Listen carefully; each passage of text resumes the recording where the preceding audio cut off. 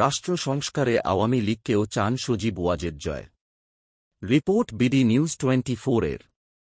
সেনাপ্রধান জেনারেল ওয়াকারুজ্জামান সংস্কারের মধ্য দিয়ে 18 মাসের মধ্যে নির্বাচন দেখার যে প্রত্যাশার কথা বলেছেন, তাতে আশা দেখতে পাচ্ছেন ক্ষমতাচ্যুত প্রধানমন্ত্রী শেখ হাসিনার ছেলে সজীব ওয়াজেদ জয়, যদিও ওই সময়সীমা তার নিজের প্রত্যাশার চেয়ে অনেক বেশি দীর্ঘ। যুক্তরাষ্ট্র প্রবাসী জয় বার্তা সংস্থা রয়টার্সকে এও বলেছেন, তাদের দল আওয়ামী লীগের অংশগ্রহণ ছাড়া অর্থবহ সংস্কার এবং নির্বাচন অসম্ভব বলে তিনি মনে করেন। ছাত্র জনতার প্রবল আন্দোলনের মধ্যে গত 5 অগাস্ট প্রধানমন্ত্রীর পদ ছেড়ে ভারতে পালিয়ে যান শেখ হাসিনা, যার মধ্য দিয়ে আওয়ামী লীগের 15 বছরের দীর্ঘ শাসনের অবসান ঘটে। এরপর নোবেলজয়ী অধ্যাপক মুহাম্মদ ইউনূসের নেতৃত্বে একটি অন্তর্বর্তীকালীন সরকার বাংলাদেশের দায়িত্ব নিয়েছে, যারা আন্দোলনকারী ছাত্রদের প্রত্যাশা অনুযায়ী বিভিন্ন সংস্কার কর্মসূচি হাতে নিচ্ছে। তবে নির্বাচন কবে হবে, সে বিষয়ে সুনির্দিষ্ট কোনো সময়সীমা এখনও সরকারের তরফ থেকে দেওয়া হয়নি। সরকারের উপদেষ্টারা বলে আসছেন, আওয়ামী লীগের ফ্যাসিবাদী শাসনের ক্ষত সারিয়ে দেশকে সঠিক পথে নিতে আগে সংস্কার জরুরি, তারপর নির্বাচন। সেনাবাহিনী শুরু থেকেই মোহাম্মদ ইউনূসের অন্তর্বর্তীকালীন সরকারকে সমর্থন দিয়ে আসছে। একদিন আগে রয়টার্সকে দেওয়া এক সাক্ষাৎকারে সেনাপ্রধান জেনারেল ওয়াকারুজ্জামান বলেছেন, সংস্কারের মধ্য দিয়ে 1 থেকে 1.5 বছরের মধ্যে বাংলাদেশের গণতন্ত্রে উত্তরণ ঘটা উচিত বলে তিনি মনে করেন। আর অন্তর্বর্তী সরকার যাতে সংস্কার কাজ সফলভাবে সম্পন্ন করতে পারে, সেজন্য যে প্রয়োজনই হোক না কেন ইউনূস সরকারকে সমর্থন দেওয়ার প্রতিশ্রুতি দিয়েছেন তিনি। সেনাপ্রধানের ওই বক্তব্যের প্রতিক্রিয়ায় শেখ হাসিনার ছেলে জয় মঙ্গলবার রয়টার্সকে বলেছেন, শেষ পর্যন্ত একটা সময়সূচি অন্তত আমরা পেলাম, তাতে আমি খুশি। তবে এরকম নাটক আমরা আগেও দেখেছি, যেখানে একটি অসাংবিধানিক, অনির্বাচিত সরকার সংস্কারের প্রতিশ্রুতি দিয়েছে এবং তারপরে পরিস্থিতি আরও খারাপ হয়েছে। জয় কথা বলেছেন 2007-8 সালের সেনা নিয়ন্ত্রিত তত্ত্বাবধায়ক সরকারের দিকে ইঙ্গিত করে, যে সরকার 3 মাসের জায়গায় 2 বছর ক্ষমতায় থেকে নির্বাচন দিয়েছিল।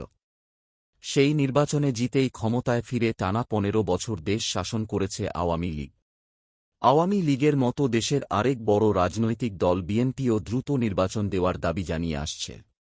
অন্যদিকে প্রধান উপদেষ্টার কার্যালয় থেকে বুধবারও রয়টার্সকে বলা হয়েছে, বিভিন্ন ক্ষেত্রে সংস্কারের জন্য গঠিত 6 কমিশনের সুপারিশ পাওয়ার পর সরকার রাজনৈতিক দলগুলোর সঙ্গে আলোচনায় বসবে। প্রধান উপদেষ্টার কার্যালয়ের এক বিবৃতিতে বলা হয়েছে, সংস্কারের বিষয়ে ঐকমত্যে পৌঁছানোর পর ভোটার তালিকা তৈরি হলে নির্বাচনের তারিখ ঘোষণা করা হবে। ওয়াশিংটনে বসবাসকারী সজীব ওয়াজেদ জয় রয়টার্সকে বলেছেন, অন্তর্বর্তী সরকারের কেউ আলোচনার জন্য তার সঙ্গে কোনো যোগাযোগ করেনি, তিনিও কারো সঙ্গে যোগাযোগ করেননি। তিনি বলেন, দেশের সবচেয়ে পুরনো ও বৃহত্তম রাজনৈতিক দলকে বাদ দিয়ে বৈধভাবে সংস্কার কাজ এগিয়ে নেওয়া বা নির্বাচন করা অসম্ভব। অগাস্টে দেশ ছাড়ার পর থেকে শেখ হাসিনা আছেন ভারতের দিল্লিতে। আওয়ামী লীগের জ্যেষ্ঠ নেতা ও হাসিনা সরকারের মন্ত্রীদের মধ্যে কয়েকজন গ্রেপ্তার হয়েছেন। আন্দোলন দমনে কয়েকশ মানুষকে হত্যার অভিযোগে দায়ের করা বিভিন্ন মামলায় তাদের আসামি করা হয়েছে। নেতাদের অধিকাংশই আছেন আত্মগোপনে। রয়টার্সকে দেওয়া সাক্ষাৎকারে জয় দাবি করেছেন, শেখ হাসিনা সরকারের পতনের পর থেকে আওয়ামী লীগের অনেক নেতাকর্মীকেও হত্যা করা হয়েছে। জয়ের এসব বক্তব্যের বিষয়ে অন্তর্বর্তী সরকারের কোনো বক্তব্য জানতে পারেনি রয়টার্স। সংবিধান, নির্বাচন ব্যবস্থা, পুলিশ, বিচার বিভাগ, দুর্নীতি দমন ও জনপ্রশাসন সংস্কারে 6টি কমিশন গঠন করেছে অন্তর্বর্তী সরকার। এর মধ্যে নির্বাচনী সংস্কার কমিশনের প্রধান বদিউল আলম মজুমদার বলেছেন, সবকিছু পর্যালোচনা করে তারা 3 মাসের মধ্যে প্রতিবেদন দেবেন। তিনি বলেন, নির্বাচনের সময় নির্ধারণ কিংবা আওয়ামী লীগের সঙ্গে সংলাপ, এগুলো পুরোপুরি সরকারের সিদ্ধান্তের বিষয়। জয় গত মাসে রয়টার্সকে বলেছিলেন, তার মা শেখ হাসিনা দেশে ফিরে বিচারের মুখোমুখি হতে প্রস্তুত। আর আওয়ামী লীগ আগামী নির্বাচনে লড়াই করতে চায়।